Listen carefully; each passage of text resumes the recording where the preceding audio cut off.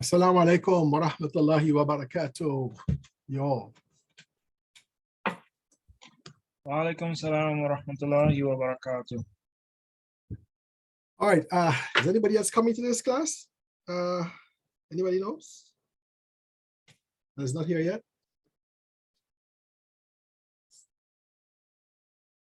Okay. Let's see, 1 second.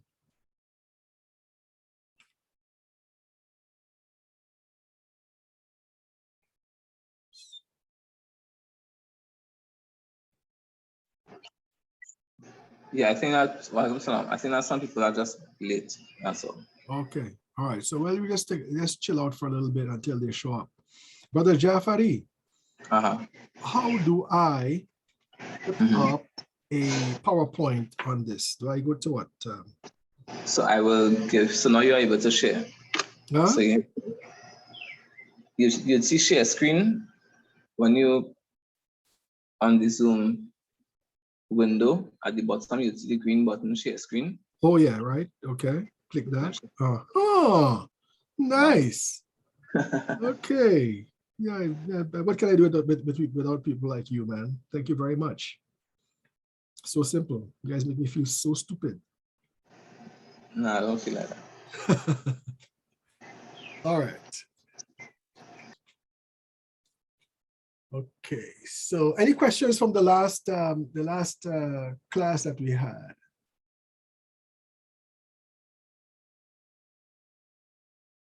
Any things you'd like to share? Assalamu alaikum wa rahmatullahi wa barakatuh. Assalamu wa rahmatullahi wa barakatuh. I must apologize. The last class, Yes. I work and I came from work and I sat through the first part of the class and the last thing I remember is hearing you say any questions. I'm knocked out. So okay.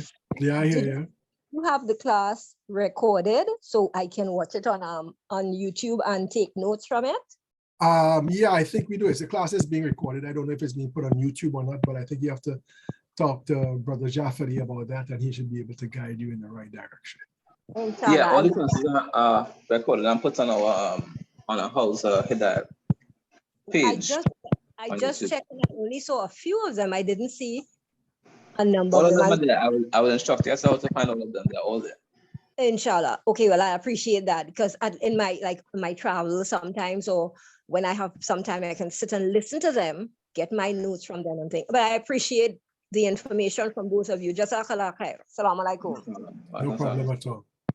I don't know if it's because Eid was yesterday. I know some students are in Tobago still right now. Right. That is 1, 2, 3, 4. 4, 5 of them. 5 students are in Tobago right now.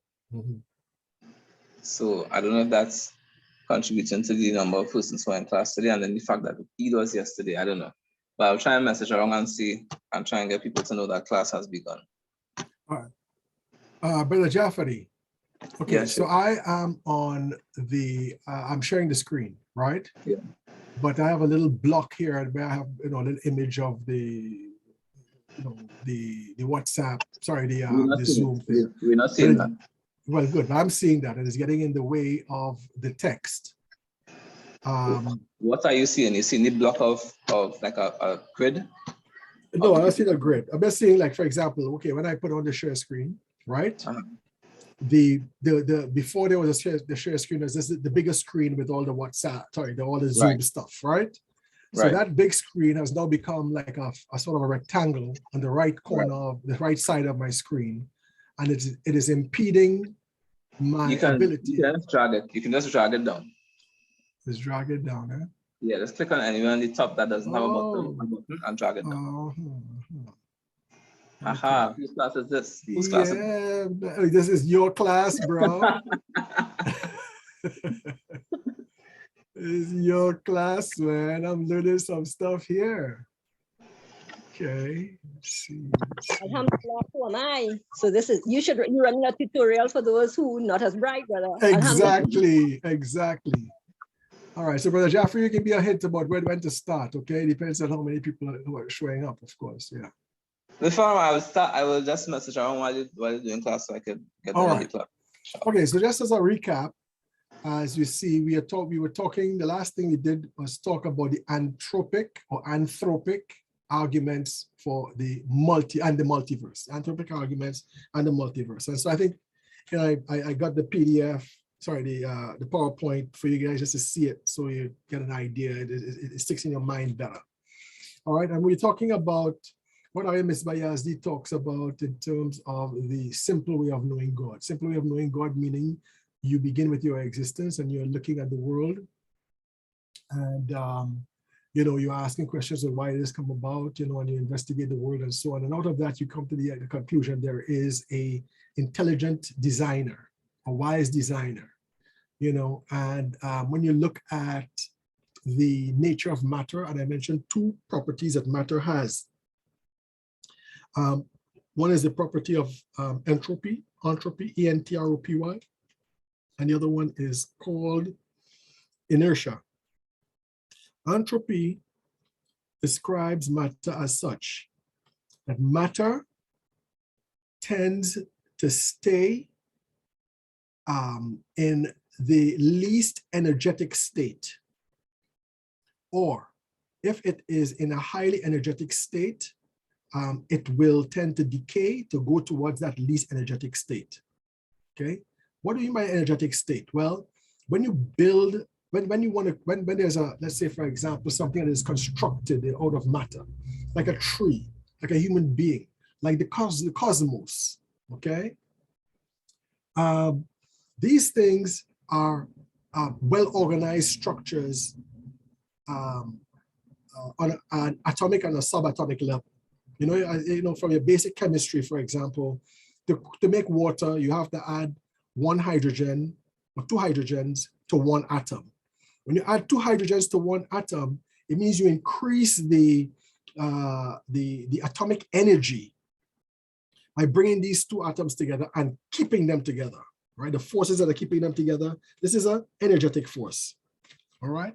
And the H2O doesn't want to stay like that. The H2O would prefer, you know, free hydrogen radicals moving around, free oxygen moving around, right? That's what H2O wants to do, okay? And so the same thing with the more complex a structure, you know, the more that tendency will be there. You know, in short, everything decays, right? Allah says, everything goes away. Everything is ephemeral. It doesn't last. Okay, it goes away, and matter falls down. That's why, for example, when you build a building, you have to maintain that building. You have to repair it. You know, cracks will show. You know, things start to wear away and so on. So you have to replace things on the building and so on. Because if the building stays by itself and you don't do anything, the building is going to eventually crumble. All right, over time. Mountains do the same thing. Mountains crumble, trees die. So everything goes back to a lower level of energy, okay, a lower level of matter, you know, which for example, in our experience would be dirt. But even dirt would want to go to even something more basic, okay? So this is a tendency of matter. Matter always wants to be like this. Matter does not have in itself the power, okay, or the tendency to construct itself into more complex things. Matter itself doesn't have that. So therefore, when we see matter that is constructed in a complex way, we know that has to be some kind of force outside of matter for that to take place. And Islam looks at that force outside, those forces outside of matter, as the perfection of matter that is coming from the outside and is imposing itself upon matter. All right. Yeah. So this is one of the fundamental laws of matter. And those forces that come on the outside, these are called spiritual forces. For example, life. Okay, life is not something that is a simple product of biological interactions. Because if it was just that, you know, you wouldn't find death. You know, you know, when you look at a dead body, it has all of the parts of a human being, but it just doesn't work. Why? Because it's missing that particular thing called life. You know, knowledge, for example, is another thing where when a complex combination of matter like a human being gets knowledge, for example, that knowledge comes from the outside. Consciousness, again, it's another thing that comes from the outside. So now we're going to look at, again, take a quick look at what the latest scientific discoveries that, you know, bolster this argument that the world was constructed not only by a divine being, but also was constructed in a way for the world to be live, to be living. Yeah? And also, on another level, for the world to be conscious, or for an entity, or at least one entity in the world, but it's not necessarily one entity, for it to be conscious. And this falls under the anthropic arguments and the multiverse, the anthropic arguments. Now let's look at the anthropic arguments in a closer light. All right, the first thing we learn is about fine-tuning for life. Yeah, fine-tuning for life, and we talked about that. The term fine-tuning is used to characterize sensitive dependencies of facts and properties on the values of certain parameters and so on. Technological devices are paradigmic, blah, blah, blah, blah, blah. Okay, what it means is this. Fine-tuning, as I say here, sensitive dependencies of facts. That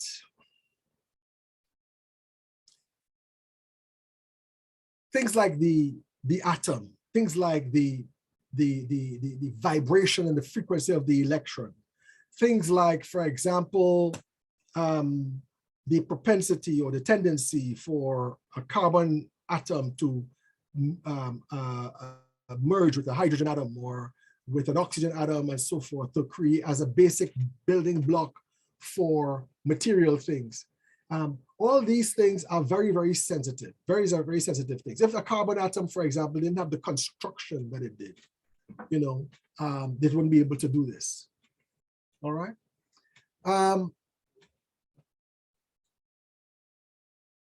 And so according to, with respect to philosophical debates in which fine-tuning appears, are often about the universe's fine-tuning for life. According to many physicists, the fact that the universe is able to support life depends delicately on various of its fundamental characteristics, notably on the form of the laws of nature, on the values of some constants of nature. A constant of nature is like, for example, the speed of light, which is always the same.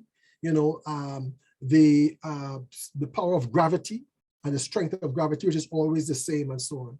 And on aspects of the universe's conditions in its very early stages. So in its very early stages and in its late stages, the universe has certain constants, certain laws of nature, okay? That these laws of nature, when you analyze them, if they were any different, if these constants were any different, you would not have life. So from this basis, they consider the universe as being fine-tuned for life. All right? So, of course, when this theory or this observation was proposed, you know, the scientists, the Western scientists, would not want to refer to God or the existence of a supreme being or something like that, that would be the cause of this fine-tuning. They wouldn't refer to it like that. They would rather stick with the tried, not even tested, but the tried and accepted idea that the universe came into existence by chance, that everything in the universe comes into existence by chance. And you know, there's a certain statistical type of thing going on here, right? Basically, it revolves around a ridiculous idea, you know, but this is the only way they could probably give an idea that the universe came into existence without any outside help. And this ridiculous idea is basically, you know, it reduces to things like, for example, if you put a pen in the hand of a monkey and you give that monkey enough time, that monkey will be able to end up writing Shakespeare. And if you want to think about the statistics about that, the possibility, it will tell you something like maybe for 1 in a million years, or 1 in 2 million years, 1 in 3 million years, and that type of thing. You know, and therefore they will say, well, okay, it can happen because, you know, on a statistic level, you know, this is what, you know, could happen. You know, but it doesn't take into consideration, for example, it's not just a monkey alone with a pen and a piece of paper. You know, what about the chance that the monkey is going to tear the paper up? What about the chance that the monkey is going to destroy the pen?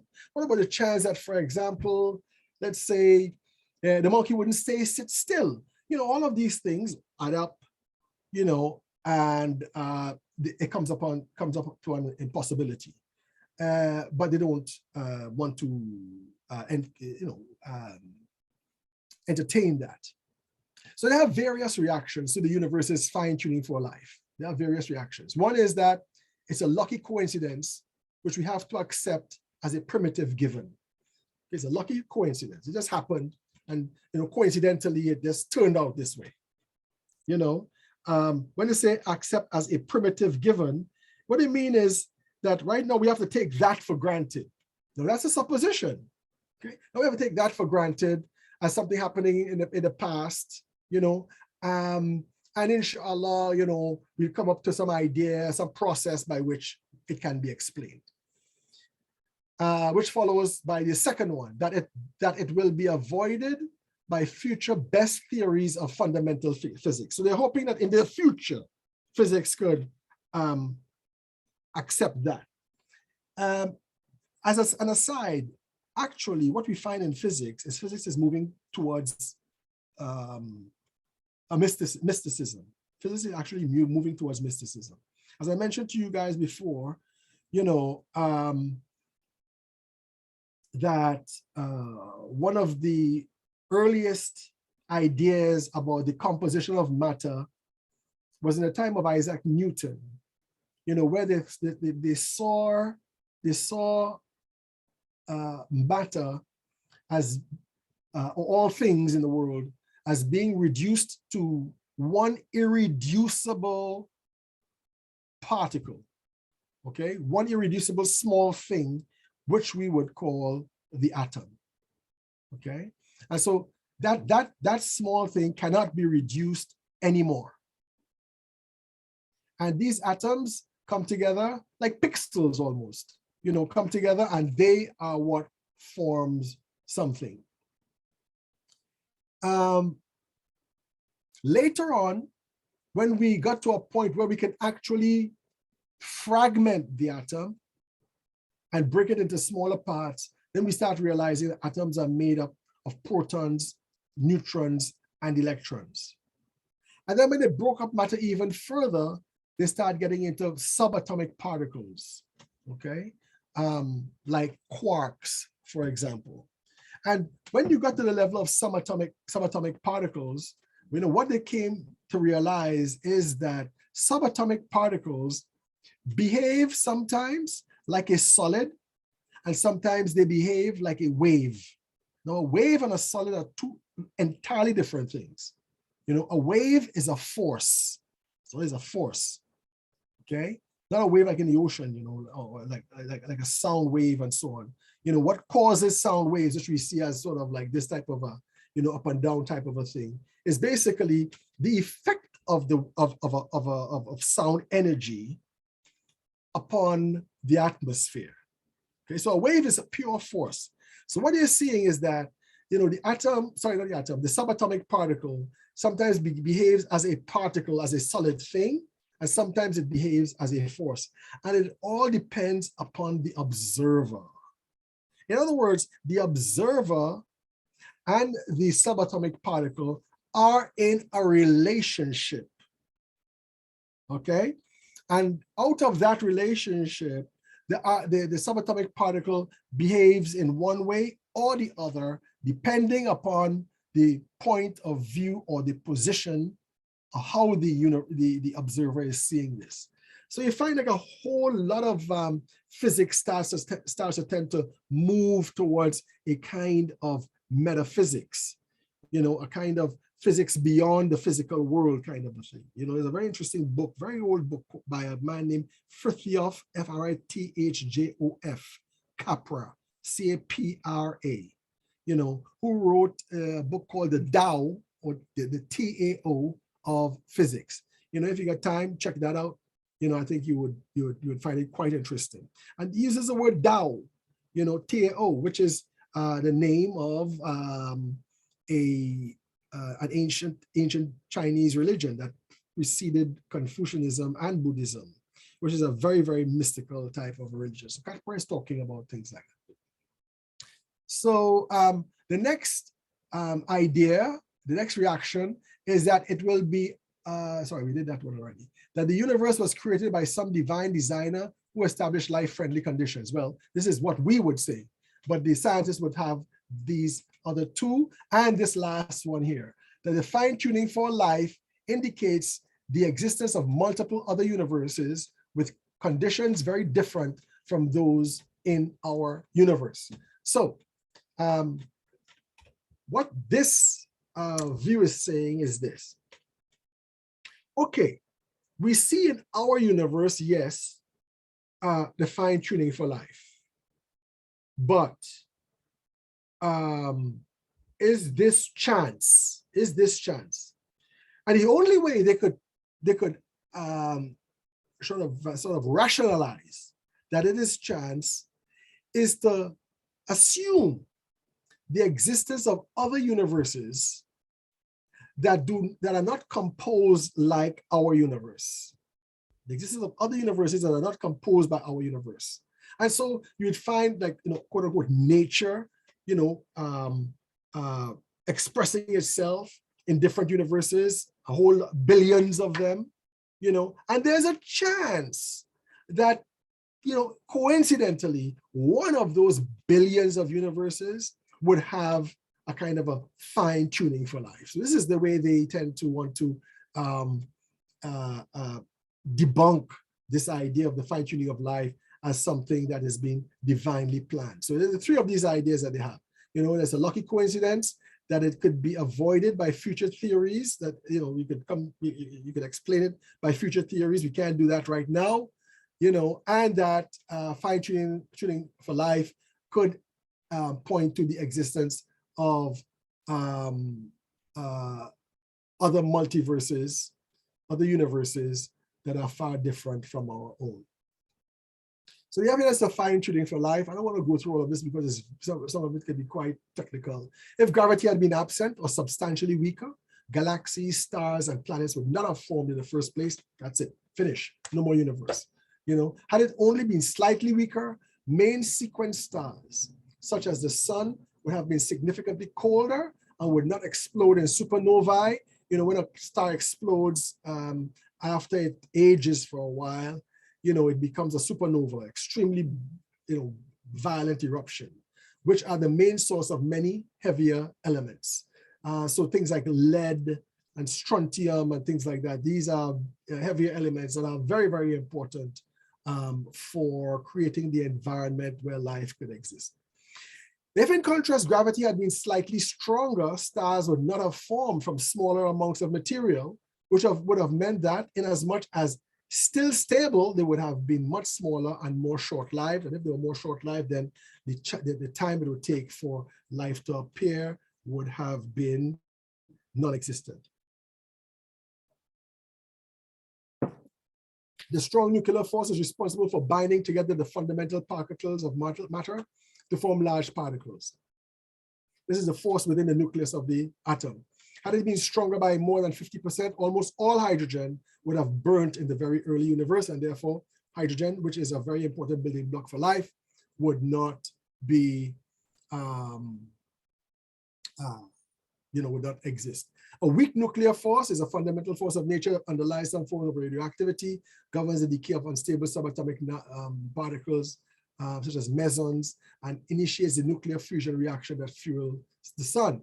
And if it were weaker by a factor of about 1010, there would have been much more neutrons in the early universe, leading to very quickly the formation of initially deuterium. Deuterium is, how was it now? Deuterium is, let me see how it is. I think it's, oh my God. I think it's a H2O2 or something like that, which is a sort of a precondition for, was a precondition for water, I believe. Right? Long life stars with such a sun would depend on hydrogen that it can burn to helium, and these things would not exist. All right.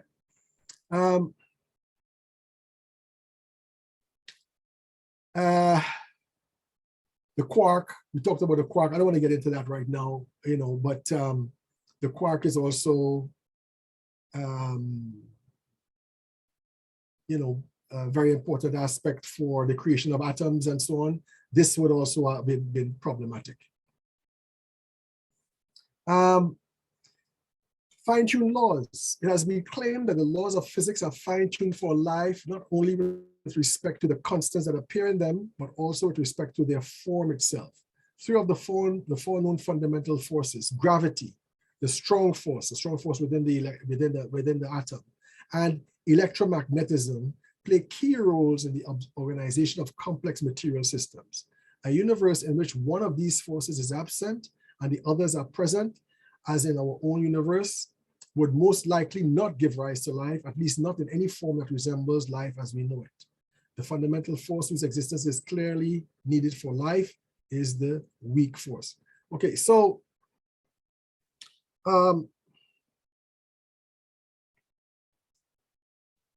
so we see here that as they sort of like systematically go through some of these forces, that whether it's too strong or too weak, even slightly, would very much change the configuration of the known world and the configuration of life as we know it.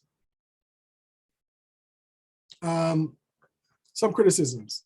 A common worry about such considerations is that they are ill-founded due to lack of a widely accepted definition of life. What is life? Now, yeah, in Islam, the Holy Quran says Allah created all life from water.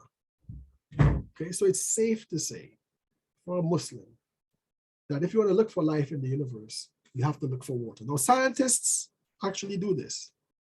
Okay, they actually look at planets that might be like Earth, planets that have a water body, not ice, to see if they would carry life.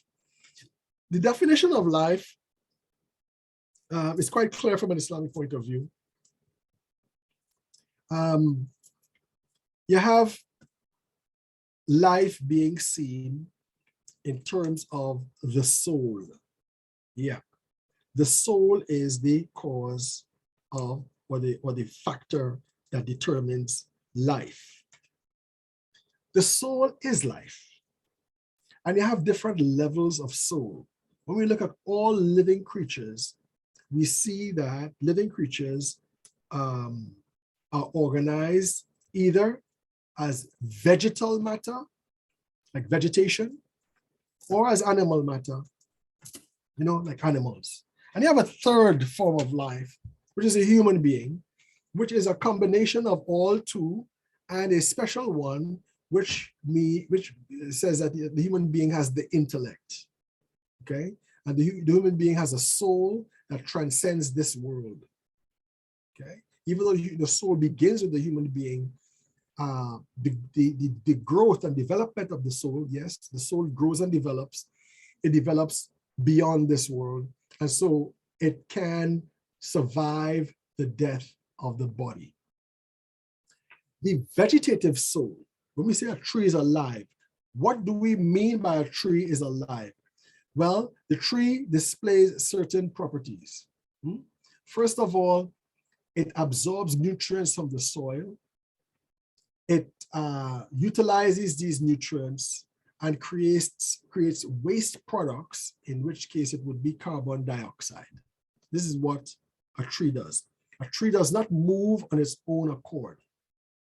Okay? A tree does not move on its own accord. Even the roots of a tree, even though you can think of the roots of a tree as moving because they're growing into the soil, you know, it is not a willful action, put it that way. You know, it's not an instinct of the tree to move. The tree doesn't move, right? The tree grows. Growth is not a self-directed movement. We grow, for example. We don't decide to grow, we just grow, right? So a tree does not move. It absorbs and it creates waste material, in which case it's carbon dioxide. When we look at the animal soul, we see that the animal soul contains aspects of the vegetal soul, in the sense that the animal grows, for example. The animal can extract its nutrients from the environment, you know, whether animal, you know, hunts prey, that's its environment, you know, it gets its nutrients from that, or whether the animal eats leaves, you know, again, it gets it from the environment. And when it gets from the environment, like a plant, you know, it would digest those nutrients and expel waste products, in which case it would be things like feces and so on. Or even carbon dioxide, because we also exhale carbon dioxide. But the animal has one other aspect, which we call the animal soul. And really, basically, you know, we're talking about this in an analytical sense, where we are breaking things down. You know, it's not like the animal has two souls, that's one soul, okay? But that one soul has a vegetal aspect, and it also has an animal aspect. What's the animal aspect? Well, an animal moves towards its sustenance, moves towards what it needs to survive by virtue of its own efforts. So whereas, for example, you know, let's say a tree, to reproduce, it just produces flowers, you know, which a bee would come and deposit pollen in it, and then that flower becomes a fruit. So the tree, again, is still immobile. An animal would mate, and it would see its mate in the distance. You know, it would make a call. It would ruffle its feathers or whatever, you know, show off its plumes like a peacock, and the female is attracted to the male, and they mate and they reproduce and so on. You know, when an animal wants to eat, for example, it goes looking for its food. So an animal is described by movement. The animal soul is described by movement towards its sources of survival, okay? A tree doesn't do this, and this is what an animal does. Us human beings do this as well. Now, Mullah Sadra, one of the greatest philosophers of all time, a Shia philosopher, came up with this particular conclusion. He says, the soul begins with us at birth.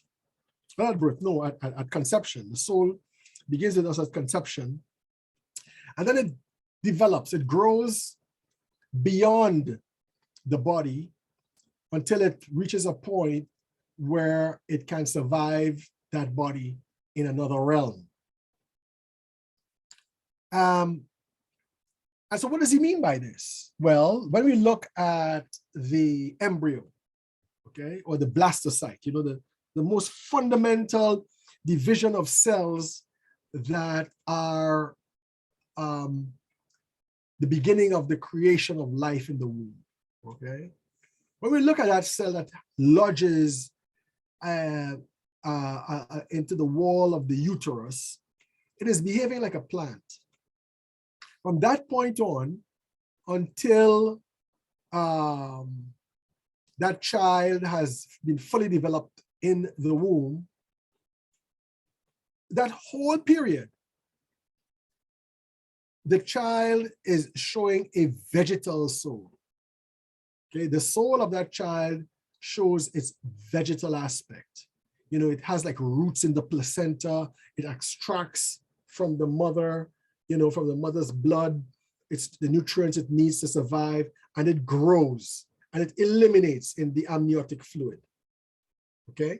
Then a point is reached where the mother says, oh, little Johnny kicked me in my belly, right? You know, the baby is moving in the womb. That's the animal soul that the baby now has, you know, advanced towards.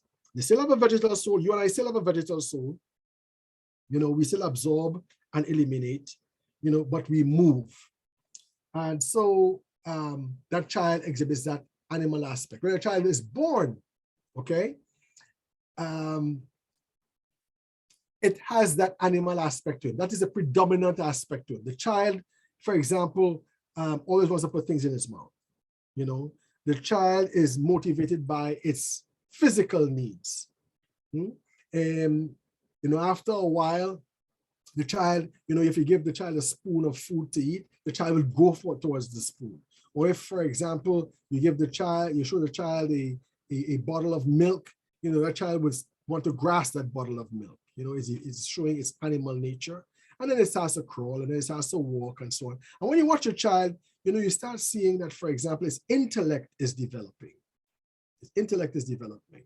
You know, it begins by recognizing the mother, recognizing the father. You know, it begins by, you know, it becomes quite, you know, quickly aware that if it smiles at the stranger is going to start going, ooh and ah, and the child loves that type of thing. What you see is a type of an intellect starting to develop. And that intellect starts to accelerate, and it starts to be expressed in the child's being able to speak. Right? So speaking is an aspect of the intellect, the human intellect. Because speaking is where you use, when you look at things and you give them names, and you also give names of processes. Okay, if you look at a child's language, it's developing, but in stages. You know, for example, in the earlier stage, it knows things like names. You know, then they start to be able to understand relationships. You know, so I mean, for example, you might know the word book, you might know the word car. You know, you might know the word, you know, petrol station or gas station, huh? But they don't know what the gas does with the car. You know, they don't know how to connect words by, for example, prepositions and stuff like that. They don't know these things yet. They don't know processes yet. They just know naming the world, and then later on, as they become more and more sophisticated, they know more and more and more, and which indicates that that intellectual soul, that angelic soul that is destined to transit this world, they are actually showing. So this is our understanding of life. Life is something that comes from outside to the form of matter that is complex enough to or fulfills the criteria of complexity for this life to manifest in it. You know, that life is the soul. You know, so this is what we know by life, right? You know, you drop on another planet and you see something walking, you know, that's an animal. Doesn't matter what it looks like. You drop on another planet, you see a thing growing from something and becoming more and more, become bigger and bigger, and it eliminates something. That's a vegetal type of thing. So a widely accepted definition of life, well, you know, you have to look at Western philosophy and so on to see how they grapple with that. Another worry is that we may seriously underestimate life's propensity to appear under different laws, constants, and boundary conditions, because we are biased to assume that all possible kinds of life will resemble life as we know it. I think I prefer this one. I mightn't agree with it, but I prefer it. You know, maybe, you know, on Venus there might be life. You know, Venus has like sulfuric acid rain, okay?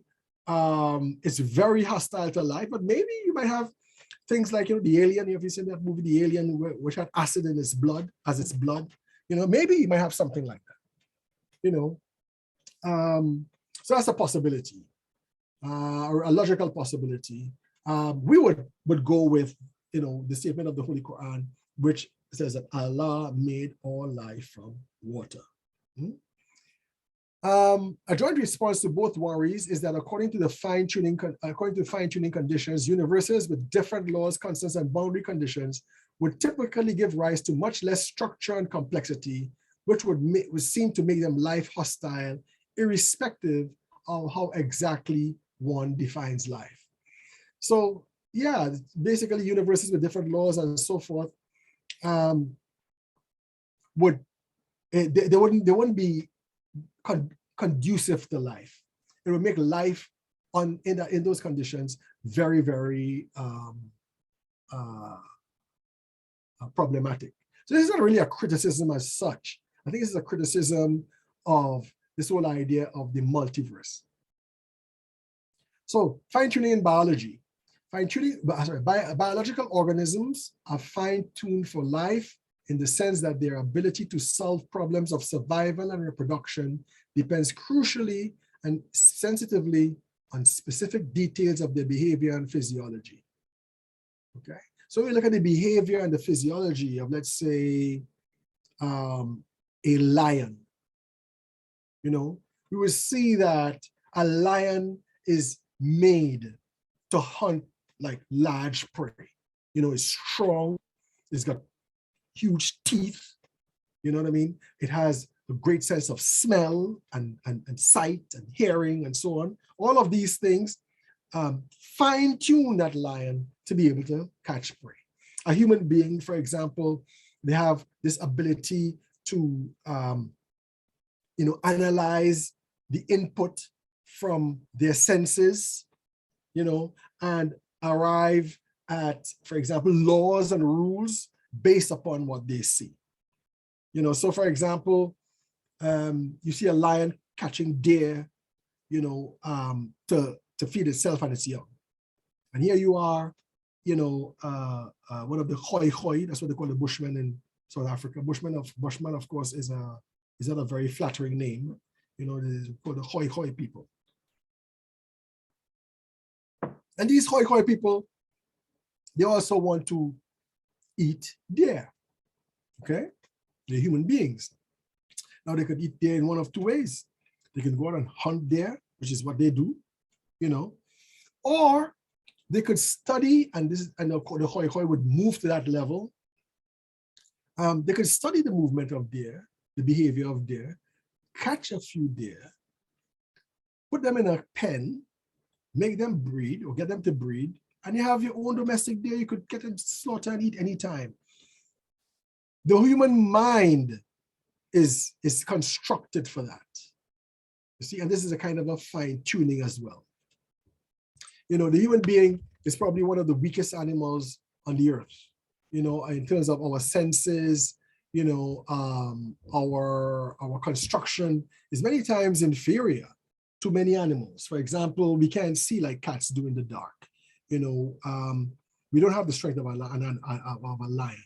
We don't have the grace and stamina of a horse and so forth. Right? So human beings are naked. They don't have fur on their body to protect them from the elements and so on. But they are equipped with a mind that can convert this world into something that can support them. So in the north, for example, they would, hunt a polar bear or something, skin it, and use the skin of the polar bear to warm themselves in the winter, in that area. So again, when you look at all of these biological entities, including a human being, you will see that there is a certain fine-tuning in their being itself for life. Relatively recently, and here we go. I mean, you're talking about science, especially physics, but in this case here, biology, moving towards God. So relatively recently, some researchers have claimed that some specific fine-tuned features of organisms cannot possibly be the outcomes of Darwinian evolutionary development alone, and that interventions by some designer must be invoked to account for them. So you have certain features of organisms that you can't imagine a Darwinian evolutionary development to take advantage of that. Okay, to explain the occurrence of that. You know, one of them is the opposable thumb. When I say opposable thumb means your thumb opposes all the others. The thumb could be, you know, this is, you know, this one opposes this one. This thumb opposes that one. So you could pick things up, you know, with an opposable thumb. If you had 4 fingers, it'd be quite difficult to pick something up, right? But with this opposable thumb, you could pick things up, you could manipulate them and things like that. You know, now a monkey has an opposable thumb, but it's not as efficient as a human opposable thumb. For example, a monkey's thumb might be somewhere down here. Okay, there's all like fingers, and there's a thumb down here. And that thumb is largely good for holding branches and so on with its hand or its forelimb, right? But for the thumb to move from here to here, you know, and the various how shall I say, connective tissue and all these things that are involved, Darwinism cannot account for that. Now, Darwinism is not, I don't think Darwinism should be refuted outright, you know, because Darwinism could explain the development of species within species, you know, but it can't talk about crossing over to something else. Darwinism does not, that's why it's still a theory, okay? For example, a horse might have been, you know, half the size of myself, you know, and over time, a horse could have gotten taller. You know, when we look at people in Holland, you know, if anybody, you guys went to Holland, what you see is a lot of Dutch people are very tall. You know, one time I was walking down Qom with a Dutch tourist in Iran, and you know, while you're walking down the street, he was going, ouch, ouch, ouch. I'm like, what happened to you? What was going on with you? He was walking into tree branches. This dude, he was so tall, you know. But Dutch people weren't that tall all the time.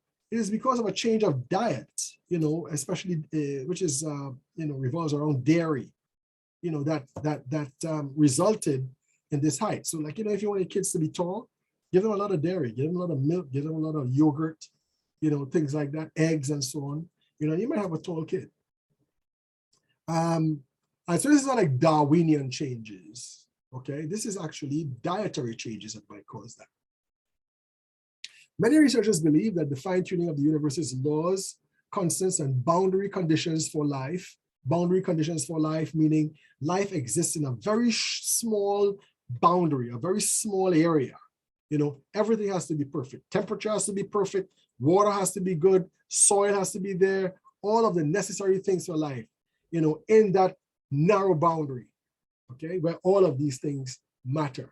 You know, the earth, for example, is within that whole narrow boundary. If it was closer to the sun, everything will fry. If it was further away from the sun, everything would become frozen. All right, so it calls for inferring the existence of a divine designer or a multiverse, a vast collection of universes with differing laws, constants, and boundary conditions. So it's either one, you have a divine designer, or two, which could be quite fragile in its argument, or two, this whole idea of a multiverse where you would have different laws and so forth that you could imagine might be able to support life, but in a way that we do not know. So fine-tuning and design, meaning design, you know, what do you call it?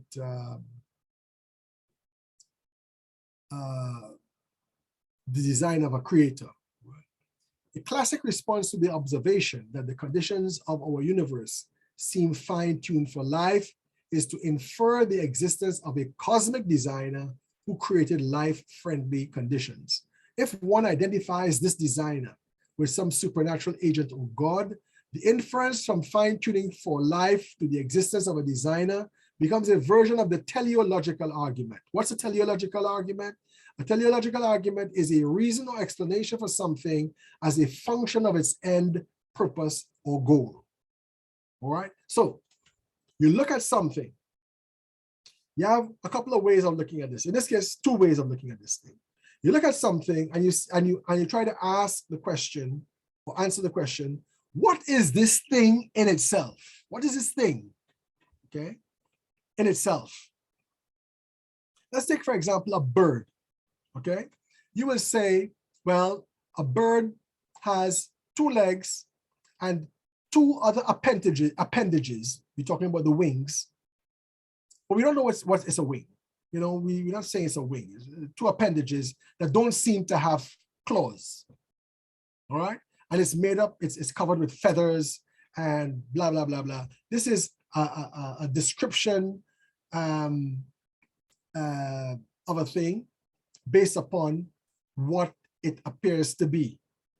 And then you can start talking about the bird's function based upon the bird's construction, right? So you can say, for example, the wings can be flapped based upon the muscular relationships and the muscular attachments to the wing and so forth and so on, right? So that's how you could talk about a bird on an essentialist type of a level. Then you could talk about a bird as a creature of flight. You define a bird as a creature of flight. Okay? And what you are calling a creature of flight is because when you extend the wings of a bird, you say this wing is in order for it to fly. So it's a creature of flight. That's a teleological argument. If you found a bird on Mars, for example, you know, you will say because of the existence of a bird, the fossil of a bird with wings on Mars, it means that Mars had an atmosphere, okay? Because the atmosphere is what supports a bird in flight. That's a teleological argument, okay? So indeed, and then we talk, when we talk about, for example, you know, the world had an intelligent designer, which is God, and we say that because we see that the world functions in an intelligible way, right? That's a teleological argument. So indeed, many regard the argument from fine tuning for a designer as the strongest version of the teleological argument that contemporary science affords. So the best argument would be the argument of a designer, an intelligent cosmic designer that caused this world. Now, that was a fine-tuning argument. What about the anthropic principle? What does that mean? The anthropic principle is the philosophical premise that any data we collect about the universe is filtered by the fact that for it to be observable at all, the universe must have been compatible with the emergence of conscious sapient life that observes it. This is the essence of the anthropic principle here, okay? When we collect data about the universe, why are we collecting data? Well, we collected data because we are conscious of it as being data, and then we can use our intellect to analyze this data. This is why we have the word sapient. Okay, for Homo sapiens, for example, you know, this is what we us human beings are called, Homo sapiens. You know, a sapient being is a being that has an intelligence. Okay, an intelligence, not an intelligence like a dolphin, you know, or a Doberman Pinscher or something like that, you know, or an elephant. Not a type of intelligence. Huh? An intelligence that can abstract. That's what a human being has. An intelligence that can abstract. Take, for example, a dolphin. Okay. Dolphins tend to sometimes tend to behave in a very intelligent way, right? For example, they would behave like a dog would behave, a shepherd dog would behave when it wants to bring the herd together. You know, the dog would chase after a cow that is outside of the herd, you know, and kind of scare the cow back into the herd. You know, dolphins tend to sort of do that with fish. You know, they tend to be swimming around and scaring the fish into like a whole big mass, you know, and then they go into the mass and feed like they want to.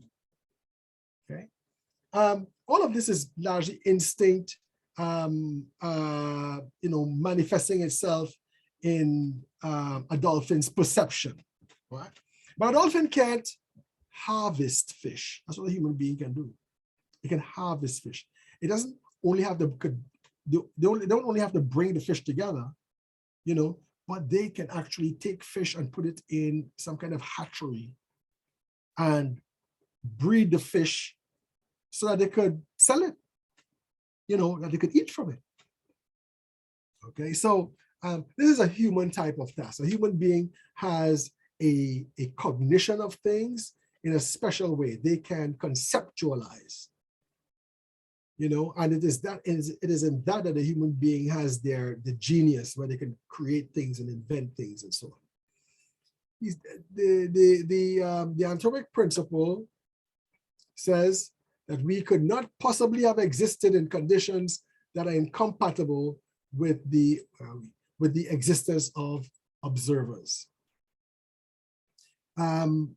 So if observers wouldn't, if the universe was not fine-tuned according to the anthropic principle for us to be able to observe it, we would not exist. We would not exist because we are people who are defined by our intellect. We would not exist.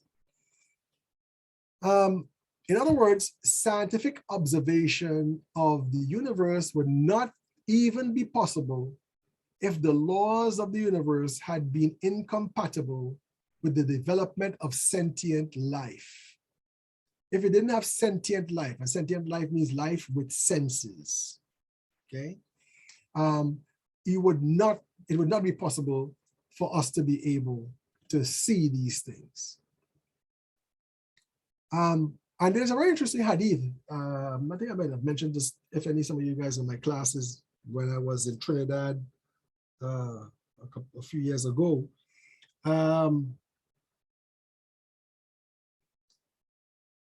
There's a very interesting hadith, hadith Qudsi, both in the Shia and Sunni schools of thought, where they say, where the Holy Prophet sallallahu alaihi wasallam says that Allah says, I was a hidden treasure and I desired to be known.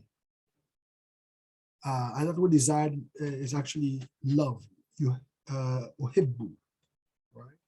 I desired an a'raf, I desired to be known, okay? I loved to be known.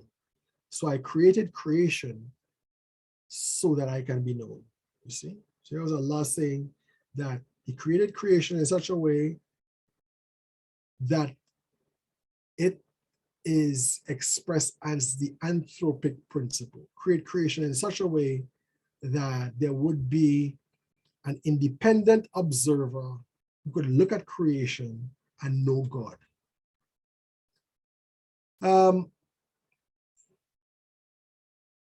Proponents of the anthropic principle argue that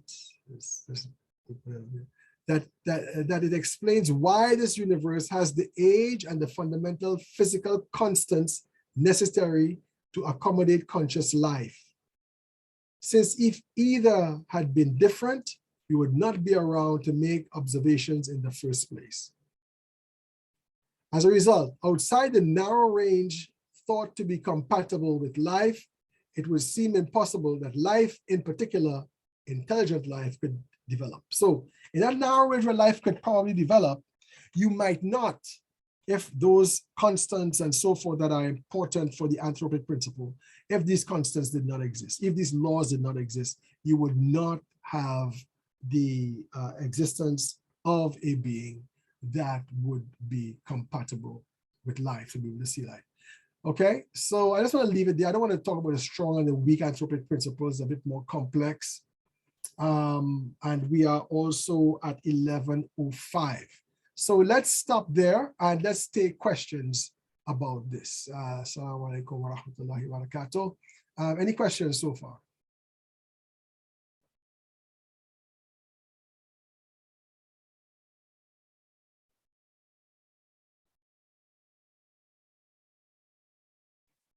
Anything that you don't understand?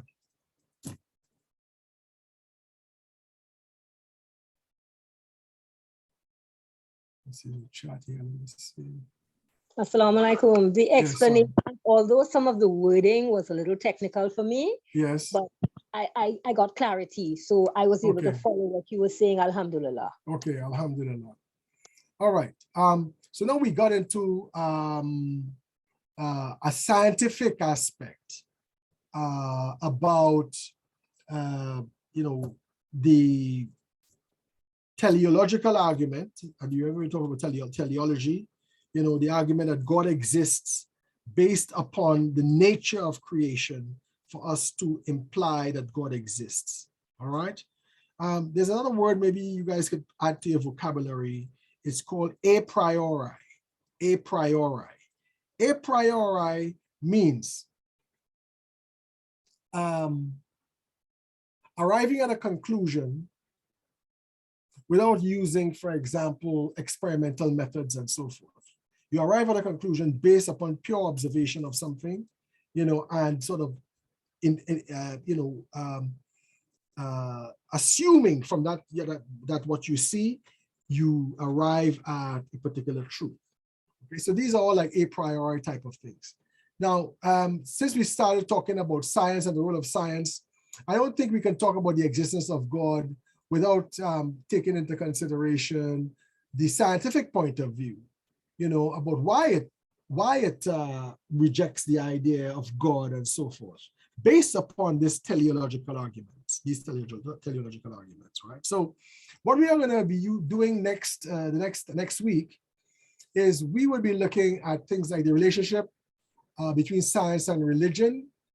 We look briefly at medieval science and sorry, sometimes I speak faster than I can think. I think faster than I speak. Medieval science and religions, and the religions of Islam and Christianity. How Islam and Christianity behaved in the medieval period with respect to science. And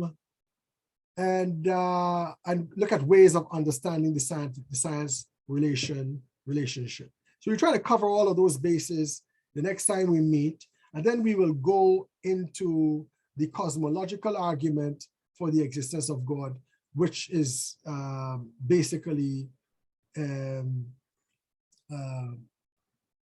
priori arguments, but as philosophical arguments for the existence of God that Islam uses. Okay, so we will do that next week, inshallah. All right, guys. It was nice talking with you all.